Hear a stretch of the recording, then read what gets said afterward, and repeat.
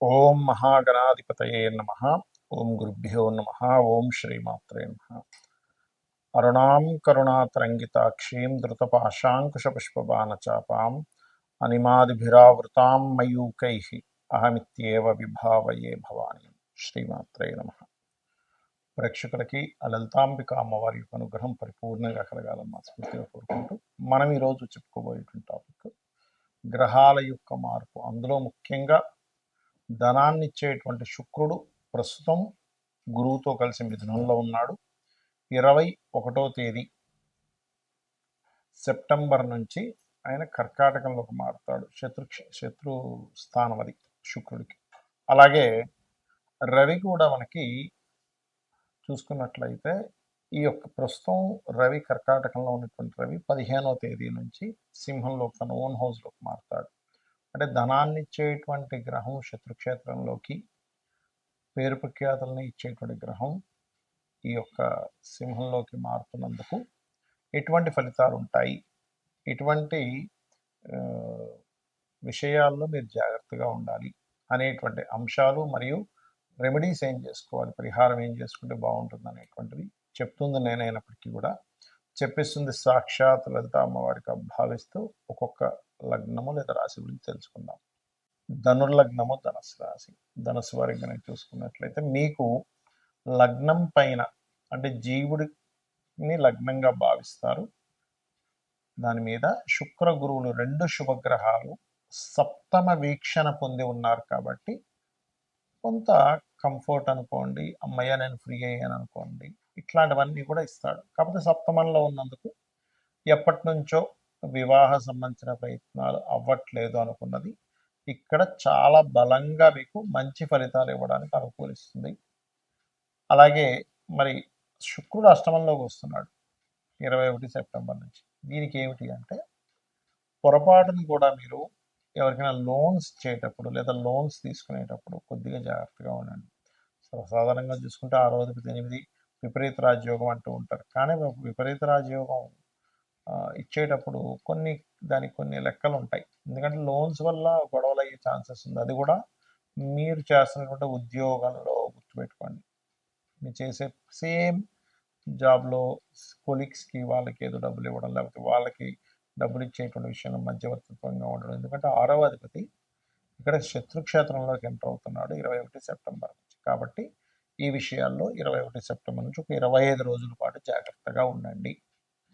అలాగే అష్టమంలో ఉన్న రవి భాగ్యంలోకి వస్తున్నాడు 15 సెప్టెంబర్ నుంచి. ఇది ఖచ్చితంగా ఉపాసనా స్థానానికి, దైవ అనుగ్రహానికి, సూర్యుడిని ఉపాసన చేయడం వల్ల పితృదేవతల అనుగ్రహం కలగడం, ఇటువంటివన్నీ కూడా ఇస్తాడు ఇక్కడ. ముఖ్యంగా మీరు సూర్య ఆలయానికి కానీ గణపతి క్షేత్రాలకు కానీ కాస్త వెళ్ళి వస్తూ ఉండండి, గుర్తుపెట్టుకోండి. అలాగే ఇక్కడ దశమంలో కుజుడు ఉన్నందుకు ఉద్యోగం విషయంలో లీడర్షిప్ క్వాలిటీస్ కానివ్వండి, మీకంటూ ఒక ప్రత్యేకమైన స్థానం కూడా కలుగుతూ శత్రువులు కూడా పెరుగుతూ ఉంటారు. కాబట్టి నవగ్రహాలలో కుజగ్రహం దగ్గర దీపారాధన, హనుమత్ ఆరాధన లేదా ఆంజనేయ స్వామి ఆలయాలకు వెళ్ళడము, సుబ్రహ్మణ్యేశ్వర స్వామి ఆలయానికి వెళ్ళడము, స్కందుడు ఆలయాలు దాట వెళ్ళినట్లయితే అన్ని విధాలా మీకు బాగుంటుంది.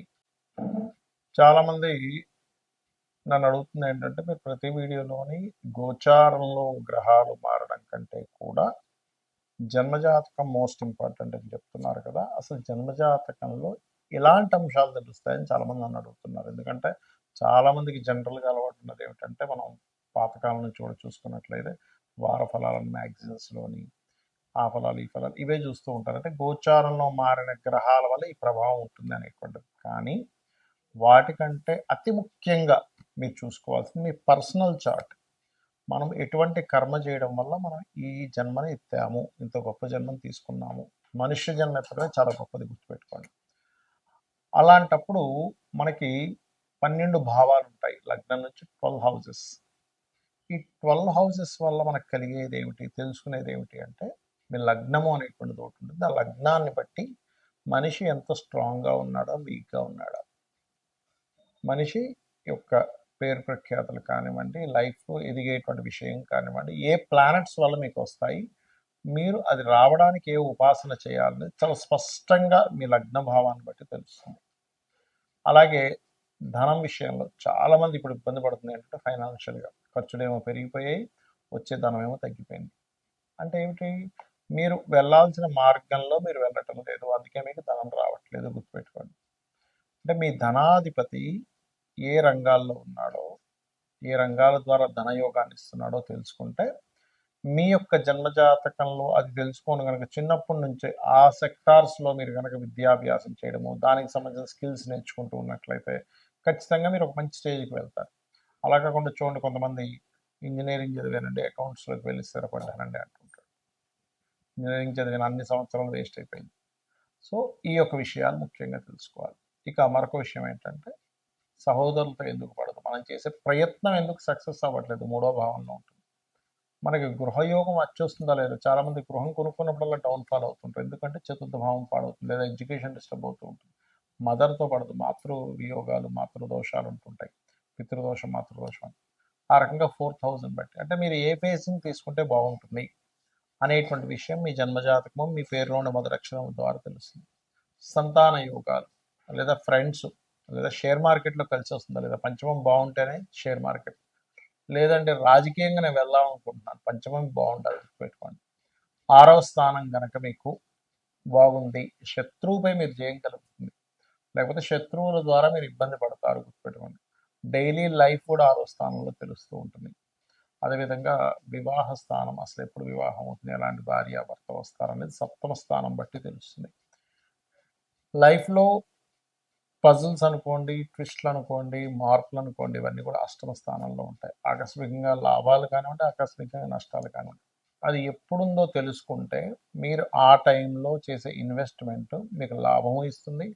ఆ టైంలో చేయకుండా ఉండడం వల్ల నష్టం కలగకుండా ఉంటుంది. గుర్తుపెట్టుకోండి. అదేవిధంగా తండ్రి, హైయర్ ఎడ్యుకేషన్, ఇవన్నీ 9వ స్థానంలోని. మరియు దశమం అనేటువంటిది మీ వృత్తి. వృత్తిపరంగా చాలామంది తెలియక ఇక్కడ తిరుగుతూ ఉంటారు, ఇక్కడ నాకు జాబ్ రావట్లేదు, కానీ వాళ్ళ జన్మజాతకంలో వేరే రాష్ట్రానికో వేరే దేశానికి వెళ్తే అద్భుతమైన స్టేజ్కి వెళ్ళాలని రాసిపెట్టి ఉంటుంది. అది మనకి జన్మజాతకంలో తెలుస్తుంది, పర్సనల్ చార్ట్లో. అలాగే 11వ స్థానం గెయిన్స్, అంటే వేటి వల్ల మీకు లాభాలు ఉన్నాయి, ఏ వ్యాపారం చేస్తే మీకు లాభం ఉంది, అసలు లైఫ్లో ఎందుకు మనం ఆనందించలేకపోతున్నాం, దానికి గల గ్రహం ఏమిటి, అసలు ఎందుకు అక్కడ స్ట్రక్ అయిపోయింది, మనం ఆనందించాల్సింది మనం ఎంజాయ్ చేయాల్సింది చేయలేకపోతున్నాం. మీ ఇన్వెస్ట్మెంట్స్, మీ విదేశాలు, ఇవన్నీ 12వ స్థానంలో ఉంటాయి. ఇవన్నీ జన్మజాతకంలో ఉండేవి. మరి ఈ గోచార ఫలితాలు ఎందుకు చెప్పుకుంటున్నాం అంటే సపోర్ట్. అంటే ఇప్పుడు మనం చేసేటువంటి ఒక బిజినెస్ అనుకున్నాం, ఆ బిజినెస్కి ఇప్పుడు ఉండే మార్కెట్ సపోర్ట్గా ఉందా లేదా. అంటే ఒక ఉదాహరణకి ఒక స్కూల్ బ్యాగులు అమ్మాలనుకున్నాడు, లేదా స్కూల్ డ్రెస్సులు అమ్మాలనుకున్నాడు ఒక వ్యక్తి.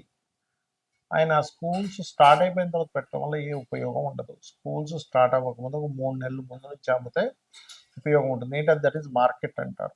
అంటే బయట ఉన్నటువంటి సిచ్యువేషన్స్, బయట ఉండేటువంటి డిమాండ్ని బట్టి మనం ఎలా అయితే బిజినెస్ స్టార్ట్ చేస్తామో, అలాగే మీ గోచార గ్రహాలు ఎంతవరకు సపోర్ట్ చేస్తున్నాయి దాన్ని బట్టి. అలాగే గోచారంలో మనకి దేశకాల పరిస్థితులు కూడా. ఇప్పుడు చూడండి, మనకి రవి సింహంలోకి వస్తాడు సెప్టెంబర్ 15 నుంచి. మనం మామూలుగా గతంలో కూడా చెప్పుకుంది ఏమిటి, పర్టికులర్గా ఇప్పుడు బంగారం రేటు ఫ్లక్చువేట్ అవుతూనే ఉంటుంది. ఆ లక్ష దగ్గర అటు ఇటు ఇటు అటు కొట్టుకులాడుతూ ఉంటుంది.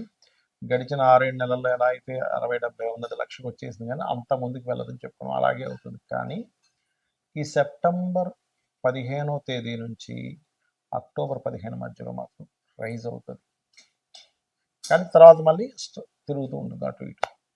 అలాగే మనకి భూముల రేట్లు కూడా బాగా పెరుగుతాయి. గుర్తుపెట్టుకోండి. అది ఈ రాబోయే 1.5 ఇయర్ చక్కగా పెరుగుతూ ఉంటుంది. కానీ రాబోయే 1.5 ఇయర్ ఒక్క ఈ మంత్లో తప్ప మిగతా అంతా కూడా అక్కడక్కడే తిరుగుతూ ఉంటుంది గోల్డ్ రేట్. అలాగే మనకి అక్టోబర్, నవంబర్ మాసాల్లో గురువు ఎప్పుడైతే కర్కాటకంలోకి వస్తున్నాడో వెండి రేటు బ్రహ్మాండంగా పెరుగుతుంది. ఇవన్నీ ఏం చెప్తాం, గోచారంలో ఉన్న గ్రహాల వల్ల మనకి.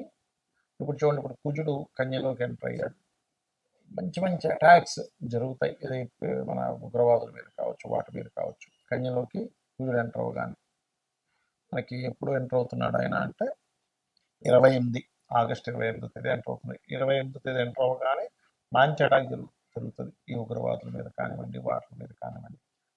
ఎందుకంటే ఈ సంవత్సరం బుధుడయ్యాడు సైన్యాధిపతి, దాని మీద కుజుడు వచ్చాడు. ఇలాగా గోచారం ఫలితం ఈజ్ డిఫరెంట్, ఫోరా ఈజ్ డిఫరెంట్, సిద్ధాంత భాగం ఈజ్ డిఫరెంట్, ఇట్లా రకరకాలుగా ఉంటుంది.